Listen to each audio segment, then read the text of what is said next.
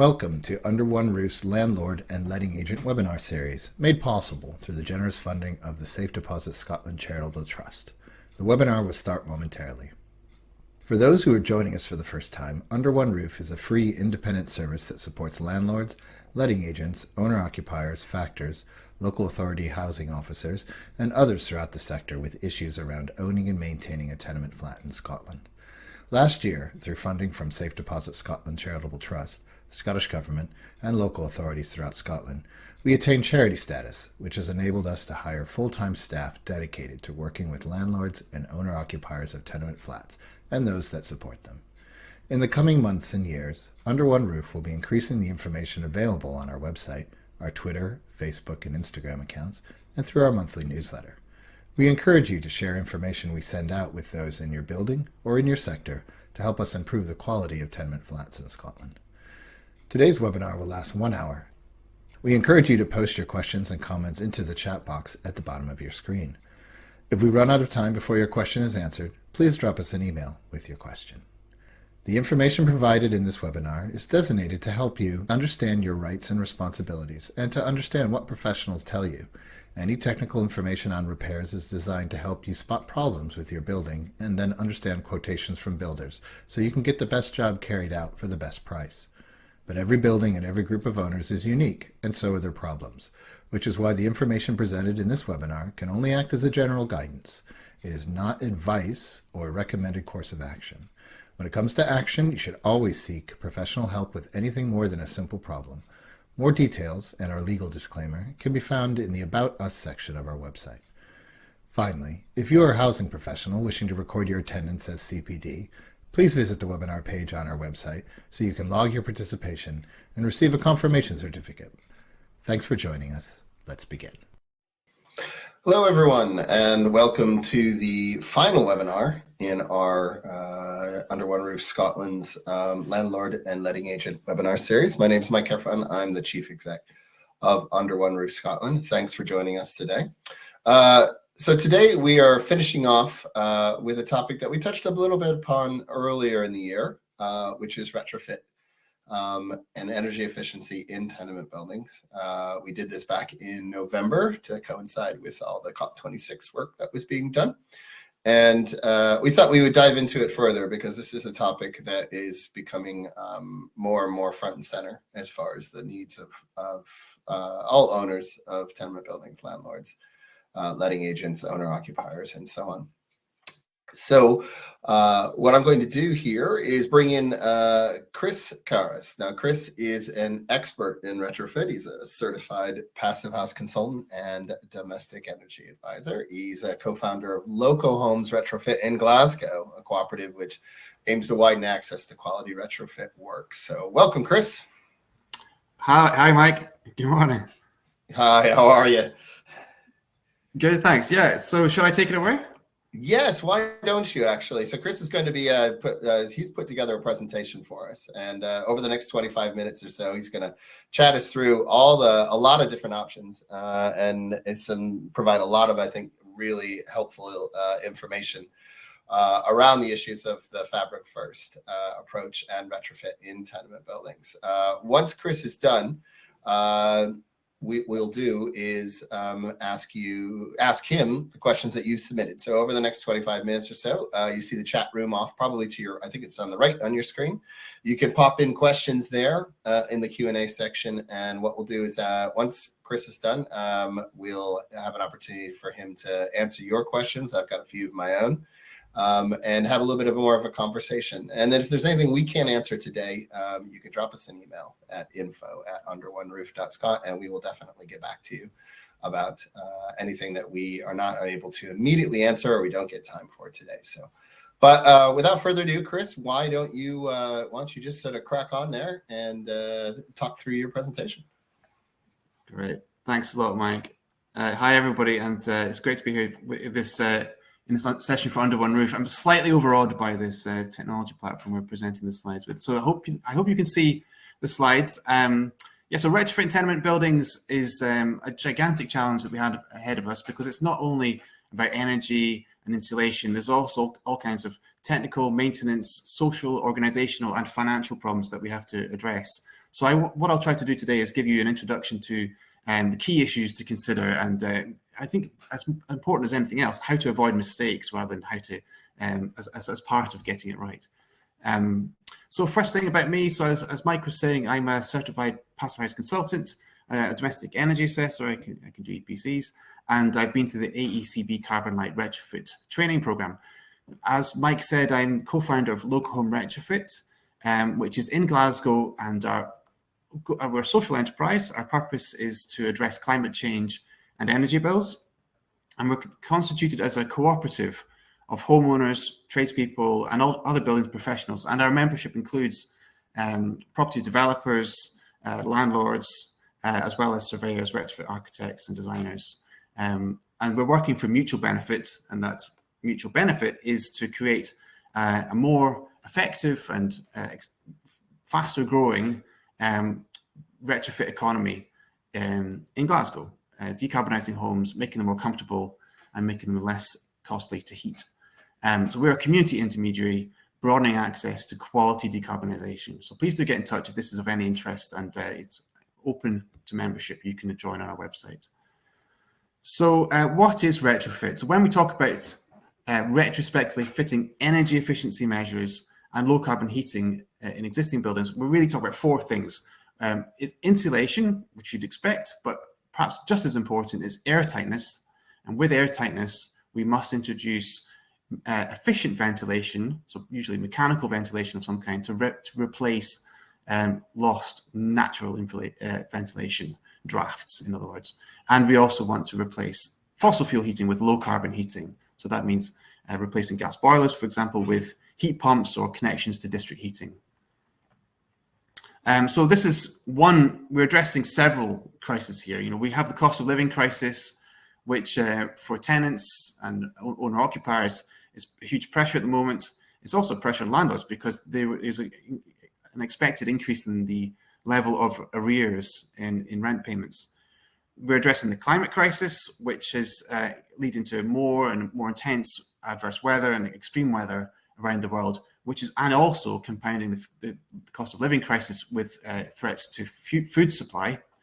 And then when we look specifically at tenements, there is an emerging crisis in the condition of many buildings. And in the news, you know, from one year to the next, you will see a number of stories about buildings collapsing or being evacuated because they're at risk of collapsing. And that's a lot to do with how we maintain, the failure to maintain buildings, and failure to maintain buildings in a way that's appropriate to their construction, because these are solid wall traditional buildings.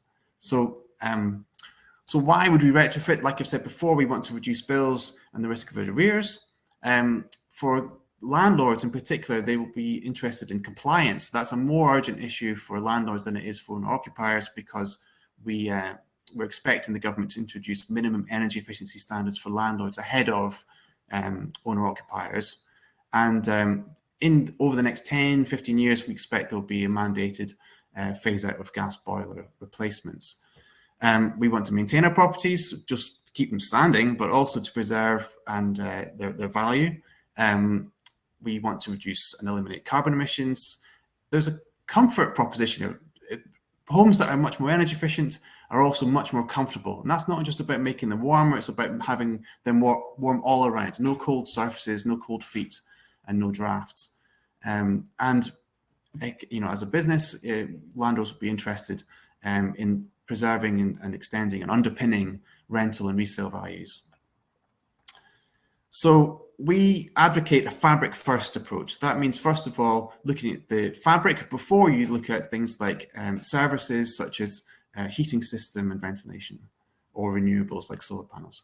So the conventional practice to retrofit, which you've seen, you know, you've looked at this over the last 10 or 15, 20 years or more, is for private households and private landlords, they're generally engaged with a market that's led by measures. It's market-led, measures-led. So you deal with suppliers and installers who tend to recommend the thing that they install, right? And there's not a great emphasis on, and there's not a great provision of independent advice. And the consequence of that is we have a performance gap. So the sum of those individual measures does not add up to the energy reductions and the carbon reductions and savings in people's bills that on paper they should have done. And that's because they're not joined up in a holistic manner. We also tend to get problems with mold and thermal bridges around things like windows and the junctions between the floor and the wall and the floor and the roof. The wall in the roof, sorry. So what the best practice is what's called a fabric first whole building retrofit. That means taking from the outset a holistic plan, first considering the function of the fabric. That's really important in traditional buildings, so solid walled buildings, and most tenements in Scotland are solid walled. Restoring the function of that fabric, reducing the heat demand, and then after you're concurrent with reducing your heat demand, planning the installation of replacement services like heating systems, low carbon heating, and solar PV. And the best practice would be to do that through someone who's an accredited retrofit coordinator who can coordinate that program for you. So that's best practice, just to keep in mind. Traditional construction, just as a jargon, traditional construction means solid walls, and generally buildings were built with solid walls without a cavity up until around 1919. So after the First World War, because of labour shortages and material shortages, new methods of construction were accelerated and introduced, which introduced a cavity.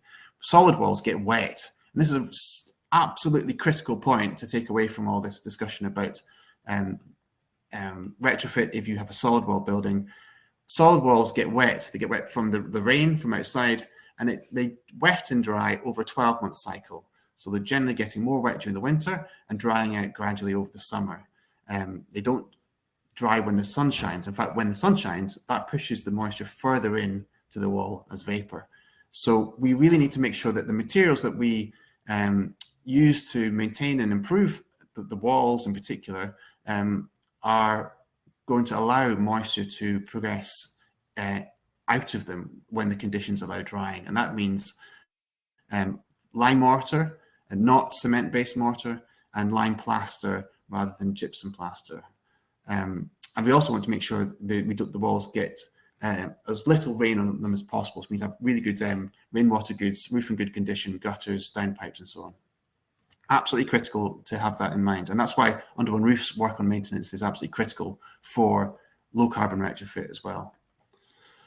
So cutting heat demand, what can we do? So as I said before, we want to think about airtightness, ventilation, and a continuous layer of insulation. So we want to make sure the insulation layer in the roof joins up with insulation in the wall, so that you don't get a gap, which would then be a cold strip, and that cold gap is called a thermal bridge, and that's where you tend to get molds, or there's the higher risk of having mold at those gaps. So we want to look at the junctions between the window and the wall, the roof and the wall and the floor, to make sure that this, as far as possible, continuous insulation. That would be, again, the best standard that we're aiming for. On airtightness, so what you see in this picture on the left-hand side is a blower door. We were testing the airtightness of a ground floor tenement flat in Glasgow, and that's the fan at the bottom of the door is sucking air out of the flat and depressurizing the flat. And then, because it was carried out in February, it was cold outside, and cold air was drawn through the fabric of the building from outside to inside, and a thermal imaging camera picked up that cold air, and you can see it coming in under the gaps around the window joinery and through gaps in the floorboard. So we can use caulks, mastics to fill up any gap. That's like really honestly the cheapest and quickest thing you can do to make a really significant impact on the comfort and thermal efficiency of the building and to reduce bills. And you can use tapes as well, like along the edge of the skirting board. You can use an airtightness tape and then conceal it with a strip of wood, like a bead, sometimes called a mouse bead. There's different ways, and by hook or by crook, close up gaps. But over time, if you do manage to reach significant levels of, a fairly airtight standard for your property, then you'll need to introduce some form of ventilation strategy to replace the lost, what's called natural ventilation, which means drafts, basically. And on the right-hand side in this picture, you see the gold standard, and this is a mechanical ventilation with heat recovery system, fully ducted throughout a tenement flat in a demonstration project in Glasgow. It's in Niddry Road, some people might have heard of it, project run by Southside Housing Association with John Gilbert Architects. And but that's a very disruptive and expensive system. You can achieve significant improvements using single point MVHR. That's the item on the left, which has passing air out of the building and recovering from the heat from that or outgoing stale air, and passing onto the incoming fresh air, so that you have ventilation without having to bring in cold air. Most tenement flats, like traditional tenement flats, are extremely drafty, and you can do an awful lot of work on airtightness before you need to worry about ventilation, but you just do need to have that in mind. The roof is the next easiest place to make an intervention to cut heat demand. You need to take careful precautions to avoid the accumulation of moisture in the loft, which will then condense on the joists, and once you have mold starting to form eventually, that accelerates the likelihood of having rot in those joists. So if the roof is being replaced, make sure a breather membrane is used that can allow vapor to pass out of the roof. And you want to, on the right-hand side, you see this sort of corrugated plastic, which is called an eaves vent, which allows air to pass up the side of the wall or under the eaves, above the insulation and into the loft, so you can have an air circulation. That's if you're replacing the roof, like make sure you do it to a good standard. If you're not replacing the roof, well, then in either case, 300 millimeters is the minimum we should be aiming for with insulation. So that's between the joists, then another layer going the other direction above the ceiling joists. And then if you want to have boards, they should be supported on by some kind of wooden structure, perhaps, so you can walk above the insulation without compressing the insulation. And the diagram on the right shows cables being raised out of the insulation, so cables don't run inside the insulation. And that membrane there, again, it's from Niddry Road, really high standard retrofit in Glasgow, where the membrane on top of the insulation reduces air movement in the loft, wicking heat out of the insulation. So that's like a sort of bells and whistles approach. If it's a retrofit, and this is a thermal image from my daughter's bedroom, where she sees that the gable wall, and she's waking up in the night, and I was sick of it, so I was trying to figure out where's the cold draft coming from that's bothering her in the night. So I took a thermal image, and you can see a cold strip on the left-hand side above the window, which is in the ceiling. And when it went into the loft, I took away the top layer of insulation and found that there was an uninsulated strip along the edge of the wall. And that's a common feature of the standard common and garden installation of insulation. And although I meant to bring a sample to show you, we'll maybe put it into the recording of this later. There's what you can buy a corrugated plastic sheet, which is called a retrofit eaves vent. It's just a sheet of plastic with ridges. You fold it over, you shove it right into the corner of the roof and the ceiling, and that provides a gap where you can put in your insulation. But so the ridges allow air circulation to continue above the insulation under the roof, and so you don't have the risk of you reduce the risk of condensation forming in your roof. You also want to make sure there's no risk of condensation moving from inside the property to into the roof, and that's, downlighters in bathrooms are horrendous for letting moisture up into the roof. So you want to have airtight downlighters if you have them at all. If you have a floor, it's again relatively cheap to have it installed with glass wool or something similar onto the floor. This is a picture of a revisited installation where it's a fairly basic standard installation with glass wool on top of a chicken wire kind of plastic net. The problem's here that it's sagging, and once it's sagging, then the air void above it promotes heat transfer. There's gaps around the side of the insulation, which again is heat loss, and it's looking like it's not very durable. It's sagging out. It looks like it might collapse at some point. And I've been under floors where insulation installed in the 90s has dropped out. The occupants haven't known, and 20 odd years have passed. with increased bills, and nobody knew. So there are much higher standards you can achieve. This is a picture of John Gilbert, one of the co-founders of Under One Roof, insulating a floor, and he's gone to a really high standard of airtightness using membranes, a membrane above the insulation. So on the left, you can see the diagram shows that he will put a membrane above the insulation, which is then taped to the wall behind the skirting board to make an airtight barrier. And then there's a membrane draped over the joists, above which battens are placed to hold it in place, make it really durable. We want it to last 50 years or more. And then he's using wood fiber insulation to insulate, have a really nice snug fit with no sort of thermal leaks. That's a really high standard. That's, if you have the opportunity, that's what you'd be aiming for. And it is possible to achieve something similar from below. Really important here is you need to have plenty of ventilation under the floor. So make sure air vents or air bricks are left clear. There's no buildup of ground level or vegetation obstructing that. And there should be air bricks or gaps in the sleeper walls under the floor. And this is especially important if you're using glass wool or mineral wool, as it doesn't handle moisture quite as well as natural materials like wood fiber. On walls, ideally where the opportunity arises, we want to insulate externally, because that will it's much more robust. You get a continuous cover of insulation. It's like a tea cozy, and it makes the wall warmer. So timbers that rest in the wall are less risk of moisture because they're getting warmer having been insulated externally. If you insulate internally, then those timber joists, the floor joists that are resting in the wall are increased risk of having moisture condense on the joist ends. And that's one of the features of retrofit failures, is that there has been due attention to making sure that the joists remain dry. And those, in the worst case, the joists rot, the floor collapses, and they need to be replaced. But external wall insulation can be done badly. On the left, you see really excellent standard, because all of the downpipes and the salt vent pipes and so on have been removed from the wall, the insulation applied, new window sills installed, and then all of the rainwater goods and foul water goods put back on.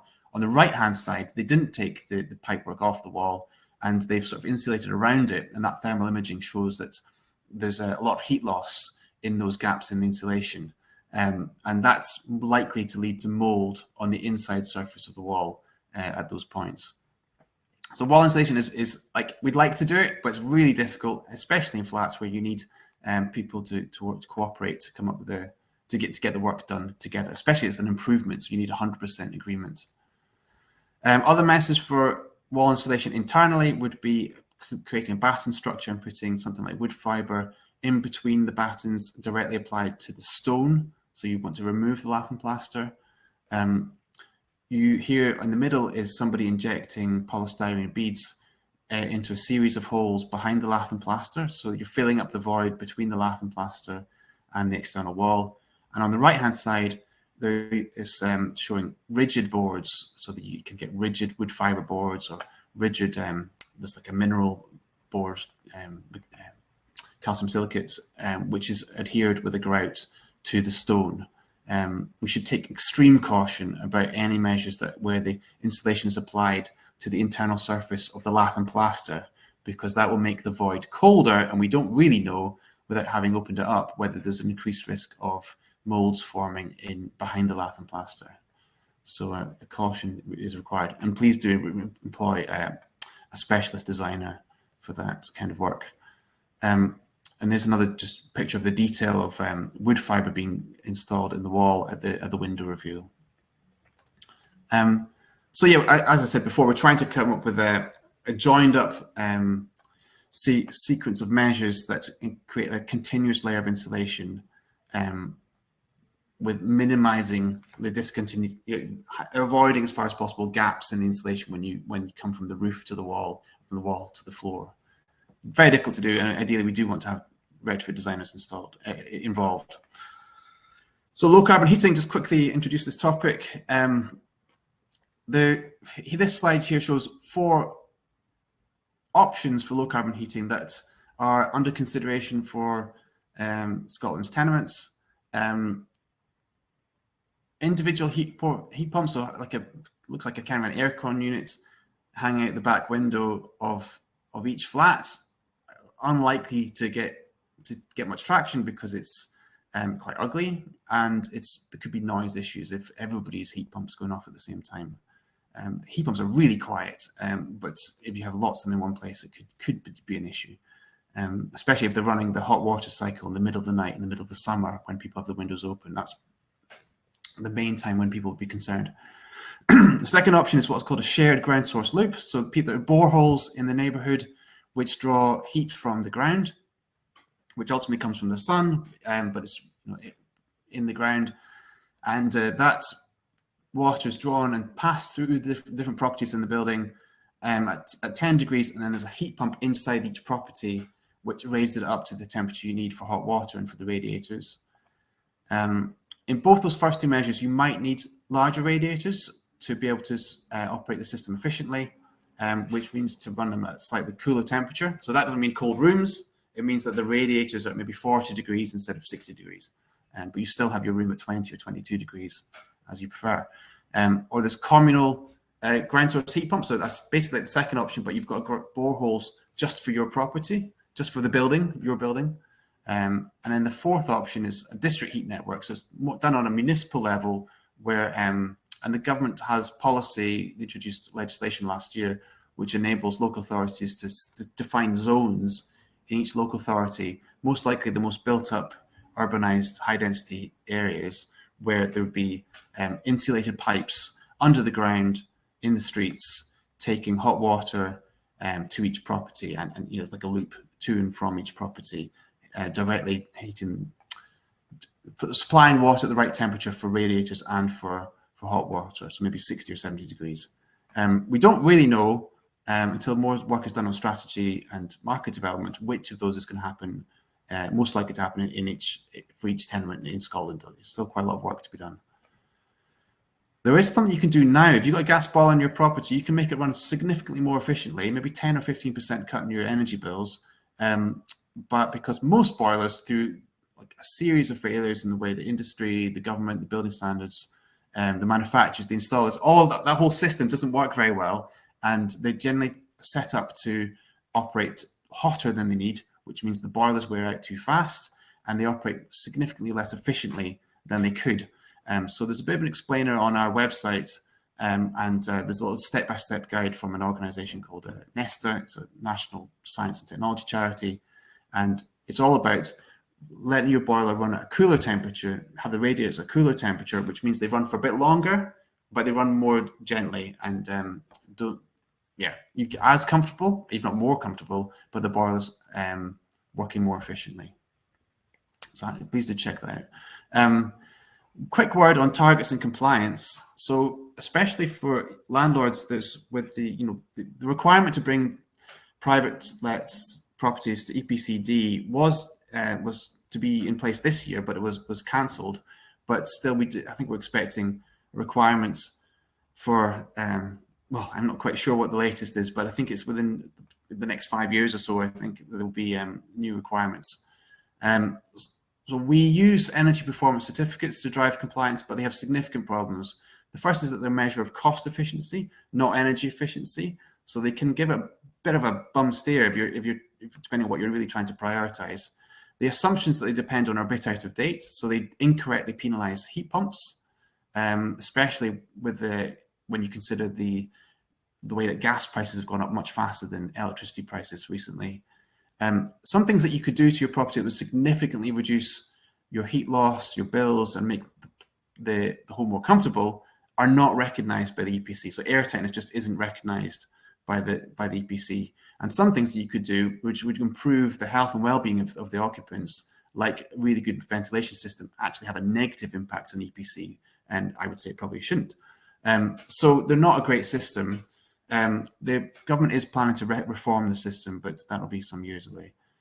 One thing you could do, like if you want to get some steer on what you can do in one of your properties, EPC is like the bluntest tool available, but the next least blunt a tool available is to speak to a competent domestic energy assessor and ask them to produce an energy report. So that's like an unpublished EPC, and you could speak to them and play about with some scenarios, and they could, without actually publishing an EPC, see what the impact of different measures would be on that property. Much better than that would be to speak to a retrofit coordinator or retrofit designer to have a more comprehensive, holistic plan for your building for the property. What's the right target? This is like how much energy efficiency, how much insulation. It's like a how long is a piece of string type of challenge. Many advocates for energy efficiency would say that we need to go to a much higher standard than is even recognized by EPCs, so it's at least EPC A, and that will optimize all the benefits of retrofits against the costs of creating more renewable energy capacity. So we save on costs for the NHS and fuel poverty and productivity if we spend more on insulation rather than spending more on more wind turbines and more solar panels and so on. And then the table there is showing when we expect minimum energy efficiency standards to come in for different sectors, with private rent being one of the sort of leading sectors and owner-occupiers coming later.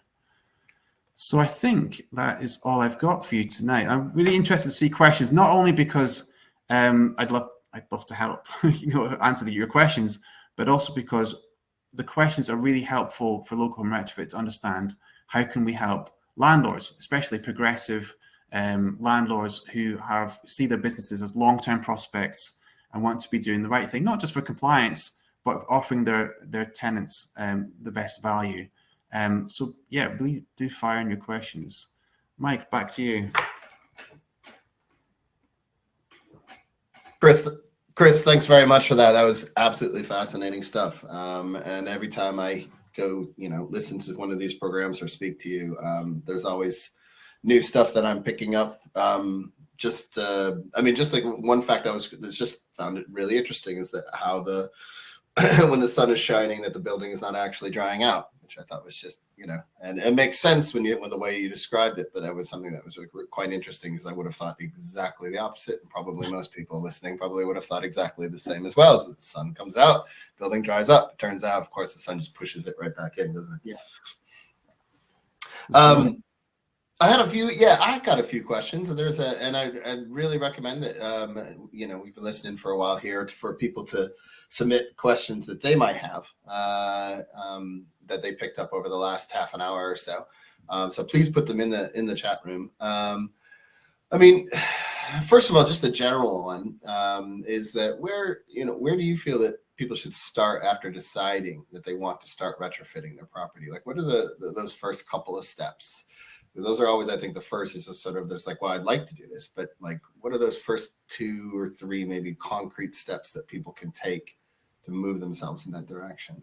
Yeah, so I think that several things should come before you spend any money. Like, the first thing is to have to think about the condition of the property, because properties that are not dealing with moisture well are at risk of, if putting insulation into those buildings, first might mean that insulation will get wet and you have to rip it out and start again, but you can actually exacerbate maintenance problems with insulation and airtightness. So for example, if there are inappropriate materials have been used to repoint, so if you, for example, the cement-based mortar has been used to repoint insulation in the external walls, then that increases the risk that internal wall insulation will fail, because that cement mortar will prevent moisture escaping from the wall, and it will also mean that the stone will be cement is harder than stone, so generally speaking, it's the stone that will be sacrificed rather than the cement from, for example, frost damage. So think about the condition, and Under One Roof has got fantastic resources for doing your own DIY surveys, which you can do if you're not able to get cooperation from your factor or from your neighbours. Use the DIY checklist on the Under One Roof website. So that's maintenance. Second thing is to have a really clear idea of what your goals are, what you're trying to achieve in terms of is comfort a big driver? And in that case, you might want to aim for a higher standard of energy efficiency than just complying with the minimum standards.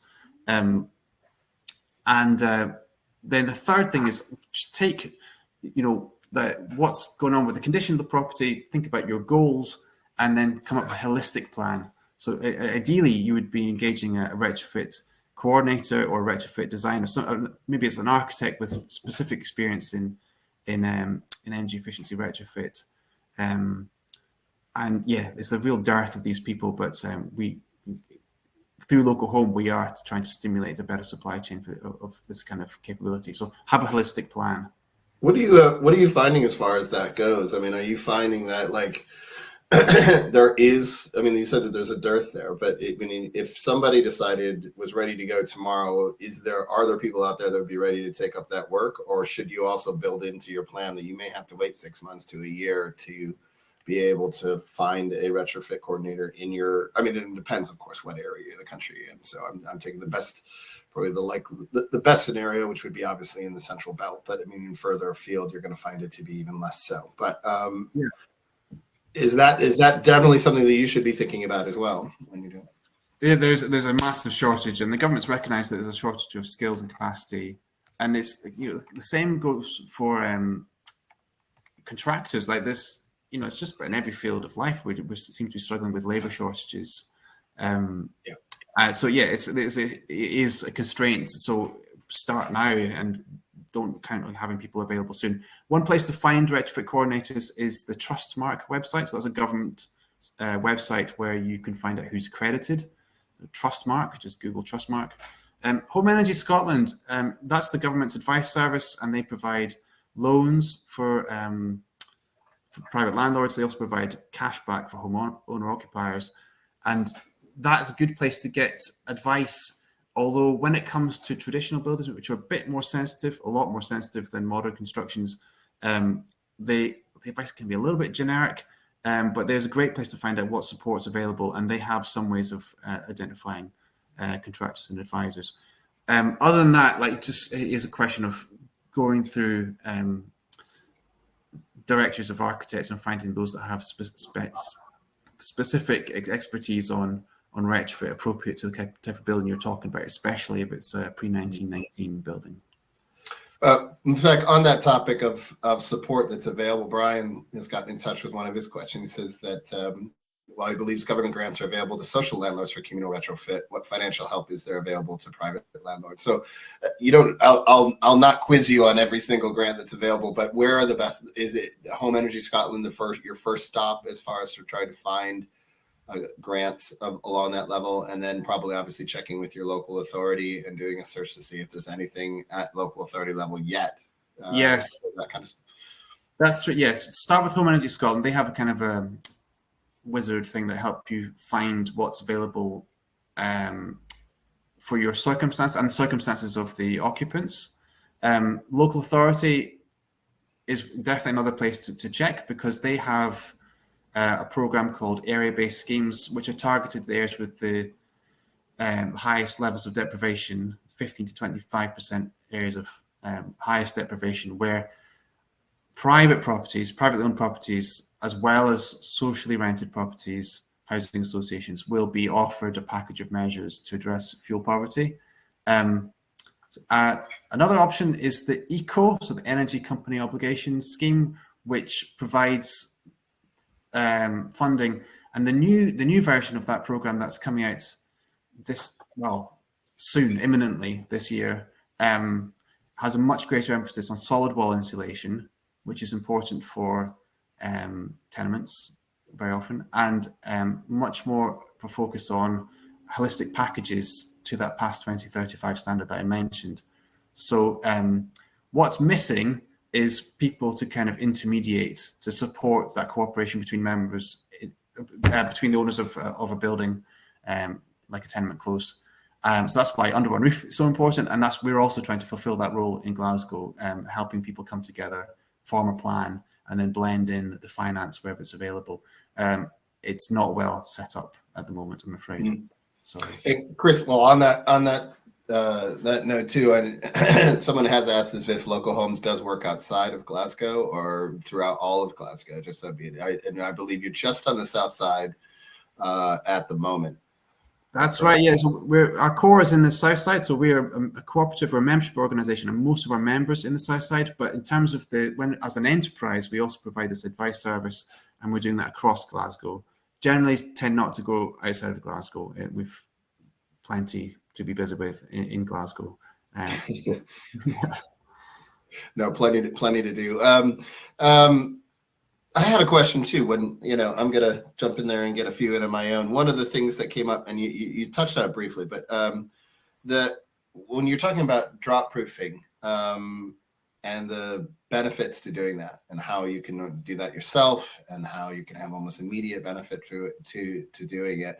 But part of it was also replacing that uncontrolled natural ventilation. Now, how necessary is that? In other words, so I've got my kitchen here, and I find that there's drafts coming from underneath the floorboards in the kitchen, or underneath the skirting board in the kitchen, and I figure out a way to block up those drafts. And hooray for me! Now I've got a warmer room. Though, how worried do I need to be that I have therefore cut off natural ventilation and I'm going to cause damage therefore, or is it not really at that scale? Is it something where if you sealed up the entire flat, that is when you really need to start thinking about other options? And again, you showed the gold standard there.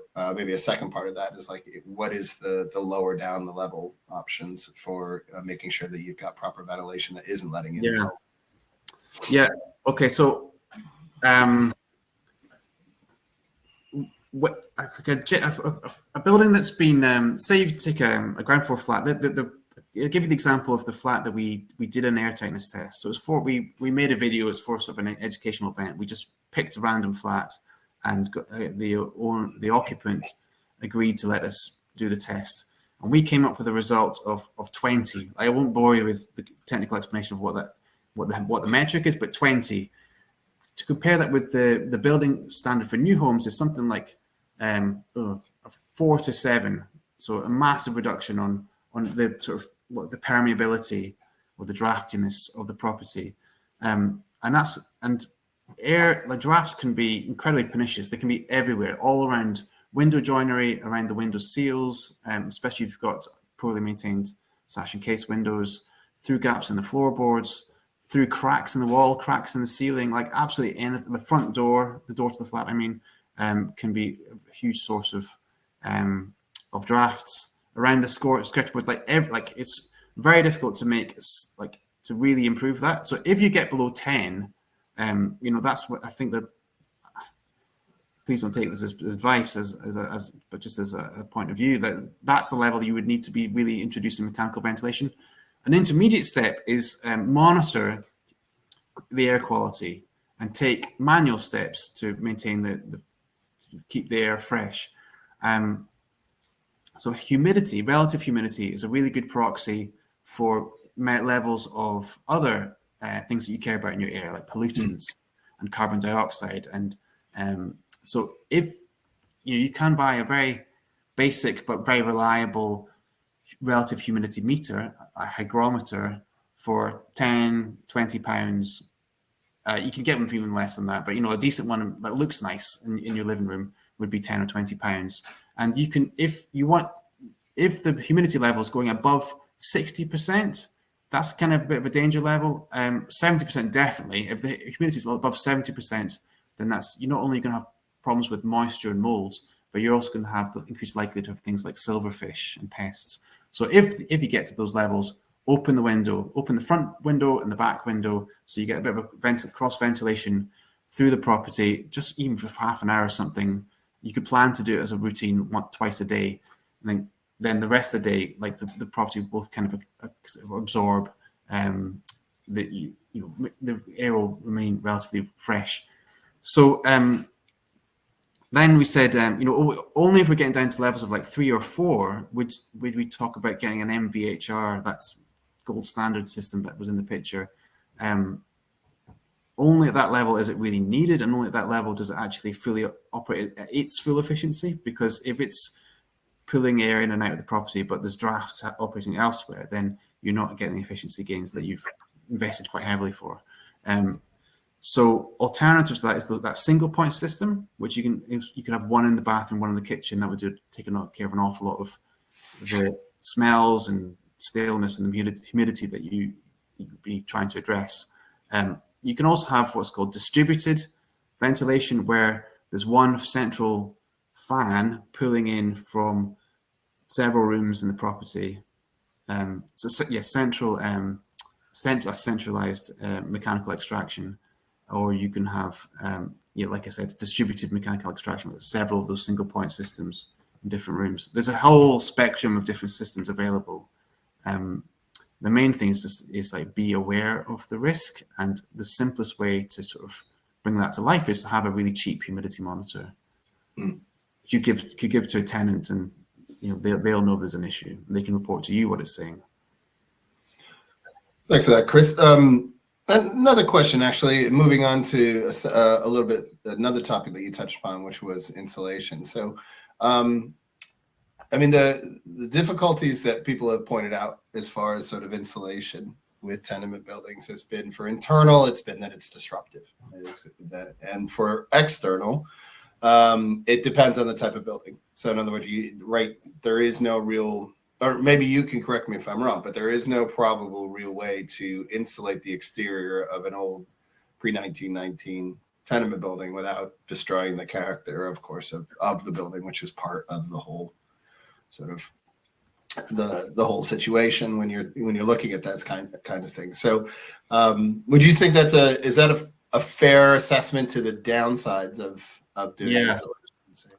That's right. So external wall insulation, like technically and so on, it's much safer, it's much more robust, and it's much better in terms of the outcomes for energy. But yes, we don't want to be insulating the front facade, certainly, of many of Scotland's tenements, because they're generally really nicely done. Like, they just don't build them that way anymore. So that's so much about the way our cities and towns look the way they do, is because of the care and retention that went into these buildings by the Victorians. And so generally, you wouldn't be seeing, I have seen them in Dundee, some tenement flats with external insulation at the front, which is a shame. But external insulation at the rear is something that planning authorities and even some heritage conservation people would be open to. And gable walls. So gable walls outside of conservation areas, especially if they've been rendered already, that's quite often the case, then we should be thinking about putting external insulation on. And next time the scaffolding going up on the wall, for example, for replace the roof, or some work on chimney breasts would be another reason to have scaffolding up. Or if the render on the gable is getting to a poor condition, then it will cost more, but it's a really significant improvement for the flats on that gable in terms of comfort and energy bills. So it's try and use that opportunity of having the scaffolding up to put on the external wall insulation.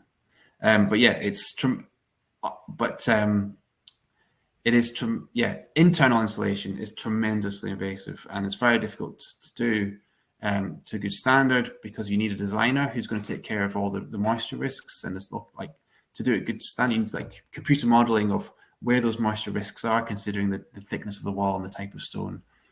And also, if there's cornices, if there's cornicing internally, it can be difficult to restore that cornicing to the condition it was in before. Because you could, to do it to a good standard, you're going to be removing the lath and plaster and the cornicing along that wall. Tremendously difficult, but these are the challenges that we need to start addressing if we want to not only address the climate crisis, but also the cost of living crisis, but also get the nice things, like make properties really comfortable, and to get a level of comfort that I think most people just don't really appreciate. It's within reach. It's just we'll need some thought and care and determination. Yeah, I mean, everything I'm hearing from you and from elsewhere is that there's certainly no one sort of solution for all sort of a situation. I mean, saying that we need more insulation. Yes, we do need more insulation, but at least in Scotland, the housing stock, that's not going to be an option for a large amount of the property. So we've got to take a look at other ways to do it. It may just be that there's nothing that can be done as far as sort of like big insulation projects. It's more the smaller stuff combined with changing of heating systems that is really actually going to to drive things forward. Yeah, you know, I think there's I think there's a lot we can do. If we're smart, there's a lot we can do to make good quality retrofit, like bring it into the reach of more people. And that's like by Loco Home retrofit. That's one thing we're trying to do, is like where we're bringing in funding to get designs done to a really high standard and then make them available for reapplication across that building typology. So, for example, we're given type, for example, window reveals, you know, with the window joinery. What's a really good standard way of retrofitting them? It's really difficult because you have to dismantle the window joinery and insulate behind it and put it back up again. But if somebody works out once, how can we make it open source so that work can be reapplied to more people? You know, and if whoever's got the opportunity and the resources and so on can do it when the opportunity arises. And that's also true for much simpler interventions like floor insulation.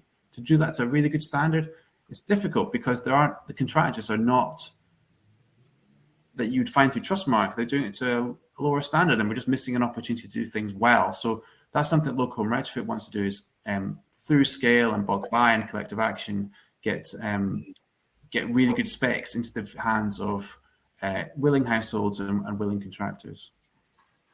Moving on, we've got a question from Jean here on heat pumps. Let's talk a little bit about energy systems. And so the question Jean has is, how many air source individual pumps does one need?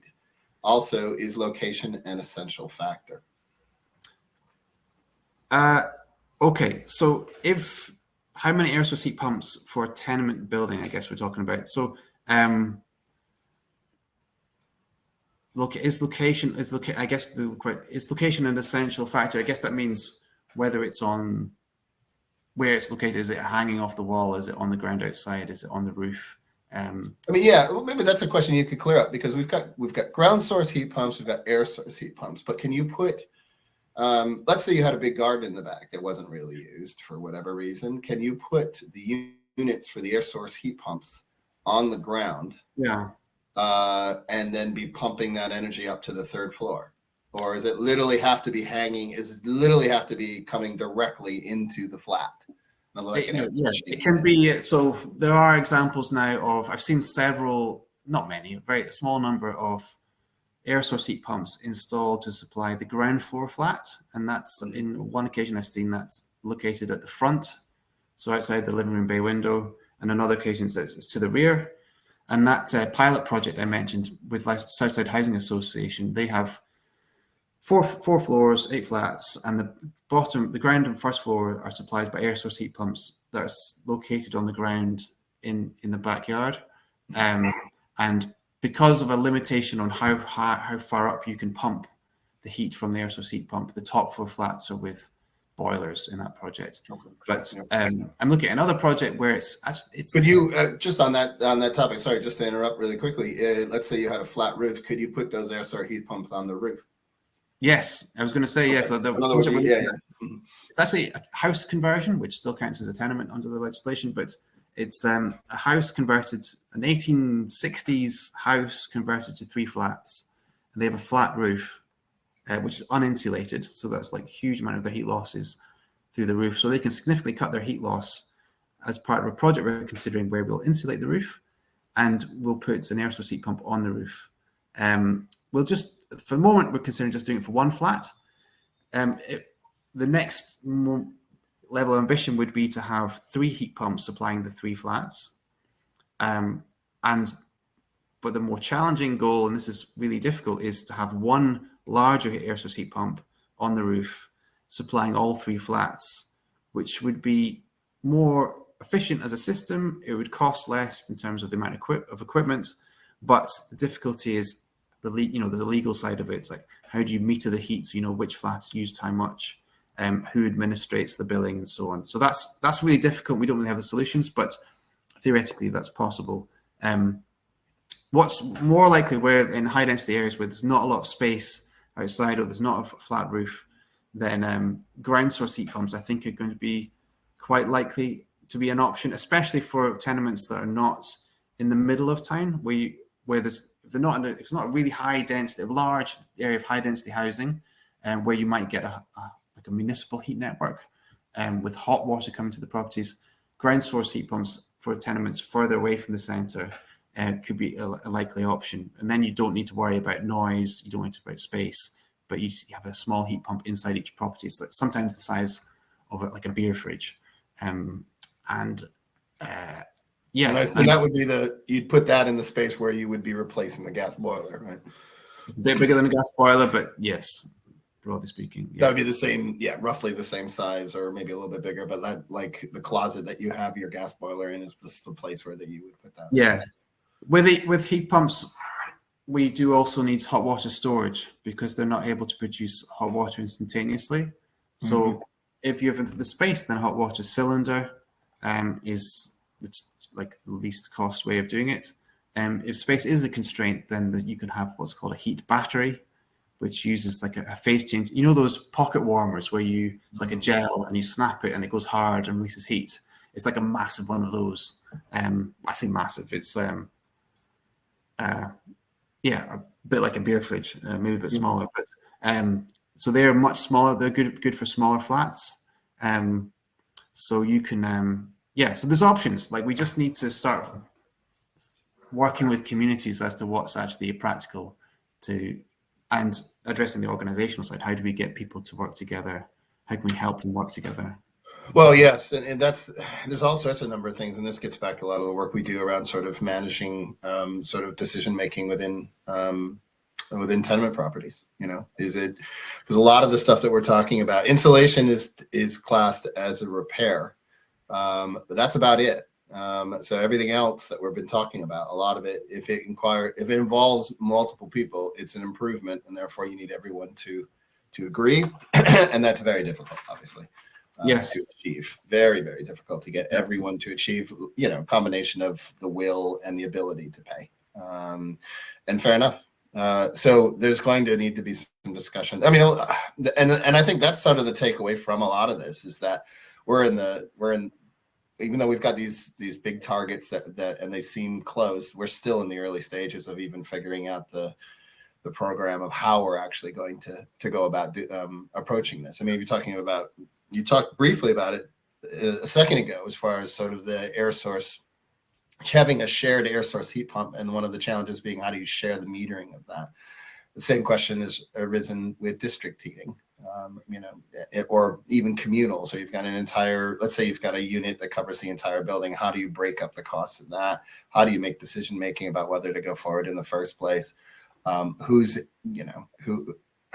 in charge of the sort of, is it the owners association that is dealing with the energy company? And there is no answers to these questions right now. There just isn't.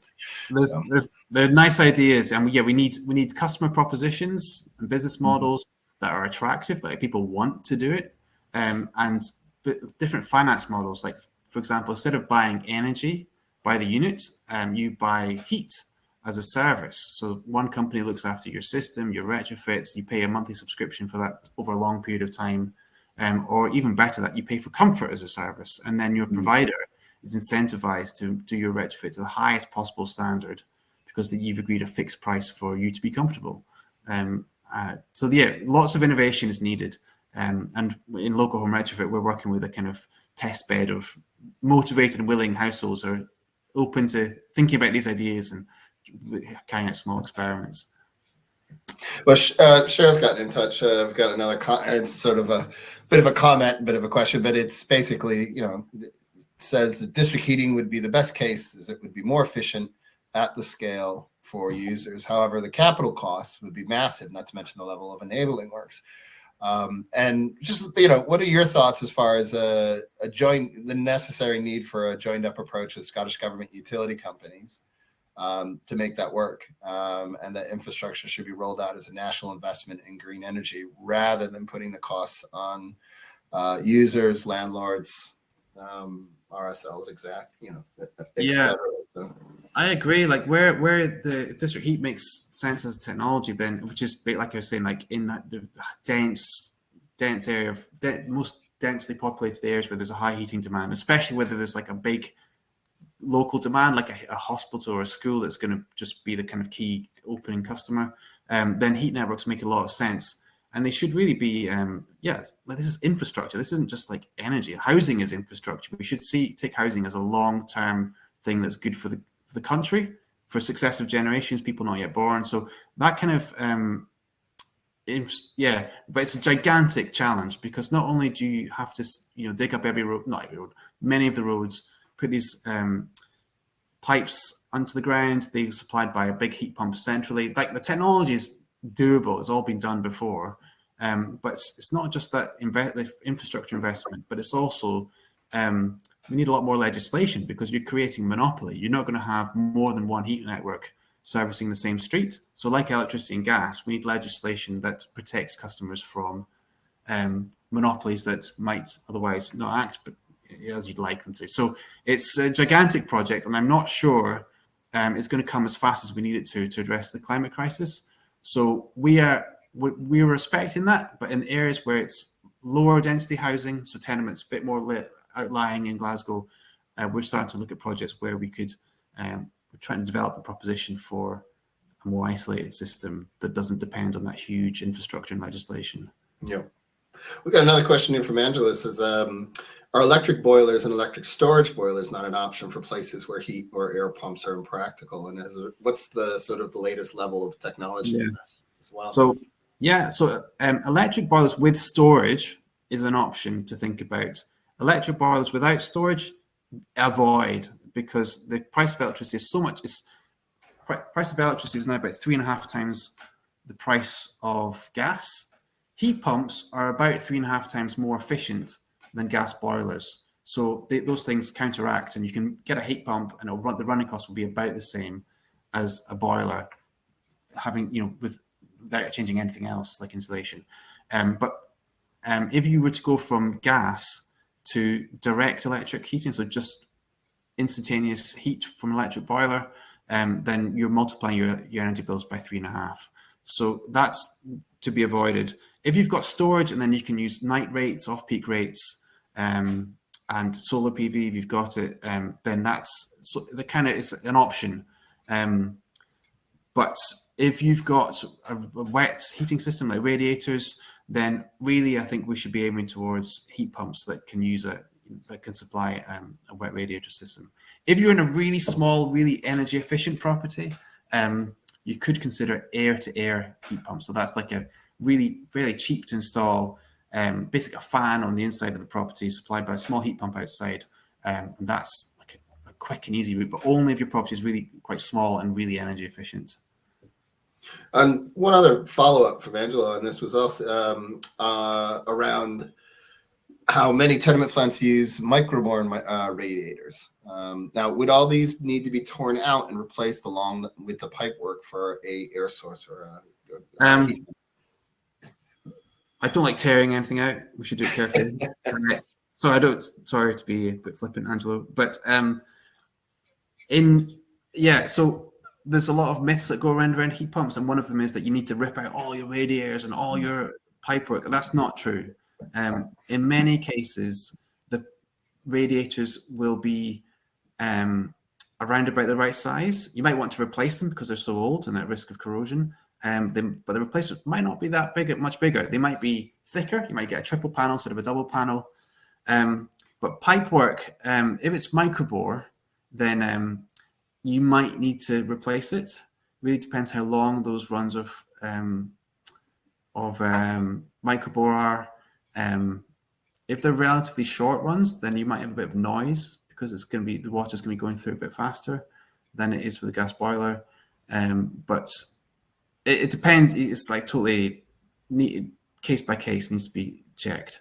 There are some ready reckoners, which I don't have a link to handy, but please don't take it as like every boiler, every radiator and every pipe has to be changed. That's not always the case at all. Chris, I think what we'll do is we'll wrap it up here. I wanted to thank you again so much for talking us through that. I think that's one of the best presentations I've heard as far as a sort of an overview of retrofit for owner-occupiers, for landlords, particularly today, and letting agents as well, to let them know what the options are. So thanks so much for for joining us today. Please, especially if you're in Glasgow, would encourage you to look up Loco Homes. They're doing some really, really great work. We've been very happy to join them on some projects and continue to work with them as well. So Chris, thanks for joining us today. Thank you very much. Yeah, it's my pleasure. I really enjoyed it. Enjoyed the questions. Good challenges. Thanks yes, no, there were some great ones as well. There were some really great ones. If you've got any follow-ups, get in touch with Chris. I think we've got his email in the chat room there. Or if you've got a question for Under One Roof, drop us an email at info@underoneroof.scot. Like I said, this is our last of this continuous series of the Landlord and Letting Agent webinar series that has been generously supported by Safe Deposit Scotland. We are currently looking at running a new program in the coming year or in the coming 12 months, I should say, because we're halfway through the year, of course, specifically on energy efficiency and getting into even more detail about the stuff that we've talked about today. So keep an eye out for that. As far as sort of we'll be advertising that should we once we start putting that together and promoting that out to people. So but for those of us who have joined us a few times over the series, thanks so much. For those of us who joined us for the first time, thanks for doing so. You can check out previous webinars on our YouTube page, and we'd encourage you to go on to our social media as well. We'll be updating on all the different exciting stuff that Under One Roof has got coming up in the next months and years or so on those channels as well. So on behalf of myself, Jazz, who's been doing a wonderful job in the background, coordinating everything and putting up the comments, and Chris, thanks very much for joining us today, and we'll talk to you again soon. Bye now. Thanks so much.